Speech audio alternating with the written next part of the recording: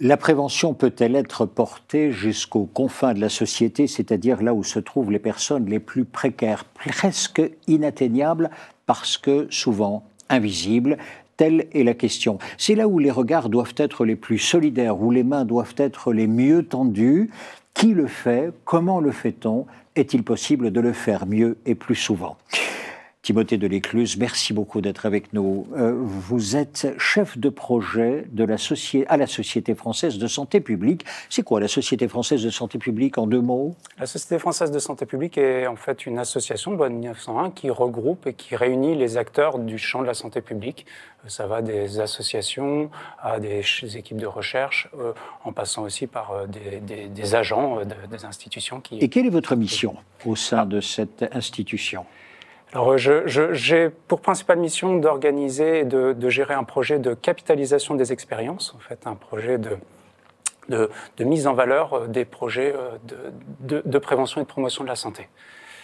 Vous allez les mettre en valeur, mais plus particulièrement dans cette capitalisation d'expérience, que faites-vous? C'est une banque de données? Vous rassemblez l'ensemble?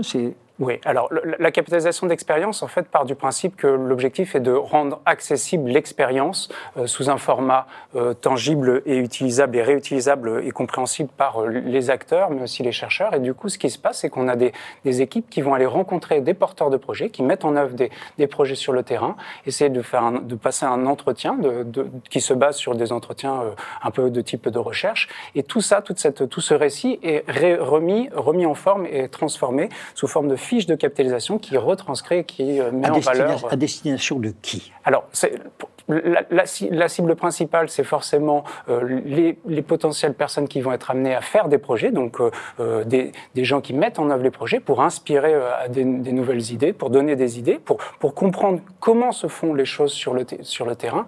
Mais ça peut aussi être utile aux décideurs publiques, aux institutions, puisqu'elles peuvent voir sur une thématique donnée quelles sont les expériences qui se font, ou sur un territoire donné, quelles sont les expériences qui se mettent en œuvre, ou aussi pour les chercheurs, parce que ça fait un vivier d'expériences à étudier ou à analyser. Également pour la recherche. Donc, des gens expérimentent. Vous allez à leur rencontre, ils vous racontent ce qu'ils ont fait, vous mettez ça en fiche et ça devient une bibliothèque, une banque de données accessible pour tous. Les suivants ou les autres peuvent très bien aller voir et donc prendre de l'avance. Autrement dit, rien n'est perdu. Je peux toujours m'appuyer sur des expériences déjà existantes pour aller plus loin, pour faire mieux. Exactement. Nous sommes d'accord? Tout à fait. Parfait. Tout à fait. Alors, comment, dans ce cadre-là, quelles sont les observations que vous avez faites pour aller au plus près des personnes précaires? Quelles sont les expériences que vous avez vues et qui ont été menées sur le terrain? Alors, en fait, aujourd'hui, je viens vous parler d'un projet de capitalisation qu'on a mené, qui avait pour objectif, en fait, de comprendre quelles étaient les modalités de participation des gens en situation de grande précarité ou grande précarité, pendant leur parcours de soins liés au cancer. Et alors on va de la prévention primaire, c'est-à-dire comment ils sont impliqués dans les modalités de prévention et d'accès au dépistage, jusqu'à, une fois qu'ils ont la maladie, dans leur contexte de vie, soit milieu rural compliqué, dans leur propre contexte de vie, comment ensuite ils sont impliqués aussi dans le parcours de soins dans le cadre de leur cancer et de leur maladie. Donc on est de la prévention primaire à aussi des expériences qui sont sur tous ces volets-là. Et du coup, voilà les projets qu'on a été capitalisés et que je peux vous partager. Alors, allons-y. Du coup, l'un des principaux obstacles qui a déjà été évoqué, j'ai entendu dans les interventions précédentes, c'est forcément, dans le cadre de la prévention primaire, la lisibilité, la complexité des messages, à la fois parce qu'il y a des gens qui ont de l'illettrisme, où on utilise des termes jargonneux, où il y a des barrières de la langue. Et du coup, dans ce cadre-là, l'IREPS de Grand Est a mis en place un projet avec une association de personnes qui se réunissaient, de femmes en situation de précarité, mais pas que, d'ailleurs, il n'y avait pas que des femmes, avec l'objectif de construire ensemble une affiche et des supports de communication, de prévention et de promotion du dépistage du cancer co-construite. Donc c'était des femmes précaires, en état de précarité. C'est ça. On est allé les chercher, on va construire ensemble des affiches. telles, c'est vous qui allez les faire. C'est ça. De façon à ce que vous puissiez nous dire, finalement, comment communiquer à d'autres. C'est ça Tout à fait. Et à la fois, par ce biais-là aussi, leur faire acquérir des compétences aussi de communication et tout ça, et s'assurer aussi que les supports produits sont réutilisables et compréhensibles par d'autres et par des pairs. Et c'est une opération qui a pris combien de jours, combien de semaines, de mois? Là, ça s'est réuni, c'est un projet qui a duré 1 an, de la rencontre à la mise en œuvre et la mise en page et la diffusion de ces supports. Mais les rencontres concrètes avec les femmes, c'était, il me semble, 4 rencontres, 4 demi-journées sur 15 jours d'intervalle, avec l'idée que chacune, chacun puisse intervenir et proposer des idées sur le support. Voilà. Donc, autre opération ? Autre opération, par exemple, dans la relation soignant-soigné, et là je parle plutôt de la prévention secondaire, et je suppose que pas mal de nos auditeurs, auditrices s'y reconnaîtront, il y a aussi parfois chez les personnes en situation de grande précarité un sentiment d'infériorité, un sentiment peut-être de stigmatisation qui a été induite par des situations antérieures, et donc des difficultés, une peur de déranger, ne pas oser poser les questions, et par rapport à ça, en fait, Reconnect, qui est un projet qui a été porté par le Centre Henri Mondor, qui a porté en fait un projet de proposer des tablettes numériques, donc un outil numérique, chez des personnes qui n'avaient pas accès à Internet, mais qui connaissaient en fait les outils et qui permettaient en fait d'avoir un accès direct avec le soignant et soigné dans leur contexte de vie, chez eux en fait, le tout accompagné par une patiente partenaire, une ancienne dame qui avait eu un cancer et qui était là disponible pour aussi les aider à utiliser l'outil. Donc on a observé en fait que ces personnes-là, grâce à cet outil-là,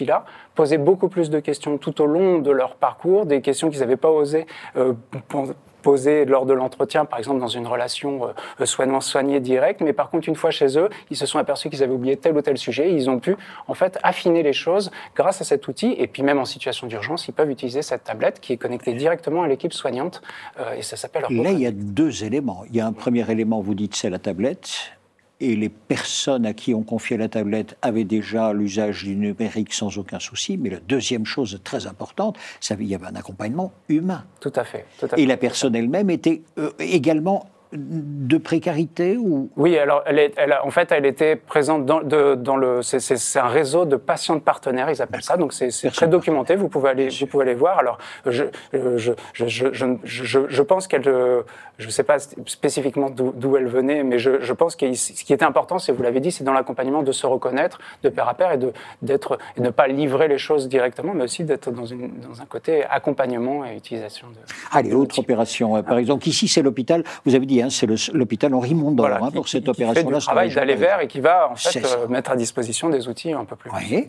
Autre opération. Alors une autre opération qui est plus liée là au côté précarité administrative, financière, des parcours d'invisibilisation de certains publics et des complexités de prise en charge chez ces personnes-là. Le COMED, qui est une association aussi, a proposé un soutien et des formations aux professionnels pour prendre en compte cette fragilité, cette précarité chez les gens, d'avoir le réflexe dans la relation soignant-soigné, dans le travail de prévention aussi, la prise en compte de ces facteurs de précarité. Et ils mettent à disposition une ligne téléphonique qui est accessible, alors précisément, je pense en journée, je ne pense pas 24 heures sur 24 quand même, mais en journée, pour pouvoir répondre aux soignants sur des questions de difficultés en matière d'accès aux soins, notamment liées à des barrières administratives pour des personnes qui viennent Comet, loin. j'imagine, ça doit se dérouler du côté de Marseille. Ils sont à Marseille, l'antenne est à Marseille,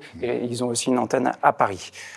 Allez, autre opération encore, j'en prends encore une, de façon à ce que nous ayons une géographie très variée de ces opérations faites par des institutions ou des associations. C'est toujours aussi un petit peu dans le côté aller vers et aussi dans l'illustration importante de la précarité. Plutôt la précarité, il y a une accessibilité géographique et notamment aussi toujours pareil dans un contexte de prévention, et je le reprécise quand même, de prévention secondaire pour chez des personnes qui sont atteintes de cancer, où en fait il y a un binôme d'une infirmière assistante sociale qui se déplacent dans le département de la Gironde et qui vont rencontrer les personnes dans leur cadre de leur prise en charge de soins mais avec une idée d'être une réponse, un peu un guichet unique à toutes les questions. Parce que la complexité du système de santé, aller voir tel généraliste, aller voir tel... C'est assez complexe pour ces personnes-là. Et du coup, là, et en plus, il y a une accessibilité géographique, puisque c'est la personne c'est l'équipe mobile, en fait, qui se déplace et qui va directement essayer de répondre aux situations complexes que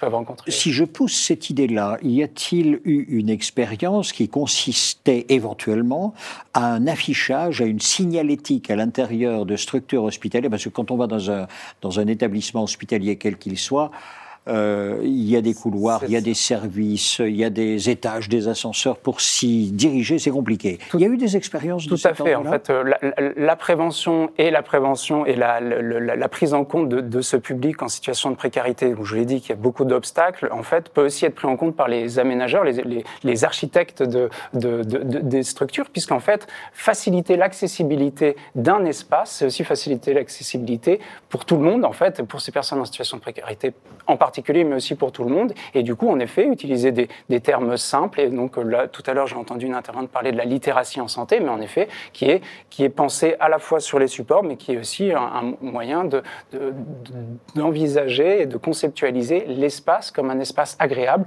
facilement orienté, on peut s'orienter assez facilement. Donc oui, c'est aussi la part des architectes des établissements dans ce volet-là. Toutes ces expériences-là, encore une fois, sont mises en fiche par vos services. Tout à fait. Ouais. Et ensuite, les fiches, vous les numérisez, j'imagine. Tout cela, c'est sur... on peut trouver cela où? Sur un portail? Oui, alors en fait, c'est vrai que là, en 10 minutes, en fait, on a une centaine de fiches de capitalisation sur des projets de prévention et de promotion de la santé qui vont des questions d'addiction aux questions qui peuvent croiser avec des publics, les questions de prévention du cancer. Il y a beaucoup de thématiques.